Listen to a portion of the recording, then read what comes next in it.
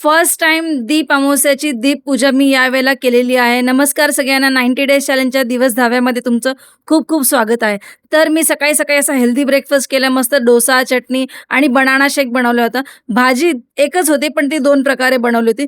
थोडी घाई झालेली म्हणून एकत्र 3 गोष्टी मी बनवायला घेतलं. सुकी भाजी, ओली भाजी आणि चपाती. ॲक्चुअली चपाती अर्ध्यामध्ये मी कंटिन्यू केलेल्या आहे. त्यानंतर फटाफट सगळी दुपारची कामं आवरून ना, संध्याकाळच्या वेळेला घर स्वच्छ केलं. आज आहे गटारी. आता ते गटारी नाहीये, गत आहारी आहे. पण मी सेलिब्रेशन करते आहे ते दीप अमावस्याचं. आता हे सगळं माझ्यासाठी नवीन आणि पहिल्यांदाच आहे. तर दीप अमावस्या म्हणजेच काय, तर दिव्यांची पूजा. दिव्यांची पूजा का करायची? कारण दिवा हा ज्ञानाचा, प्रकाशाचा आणि सकारात्मकतेचा प्रतीक आहे.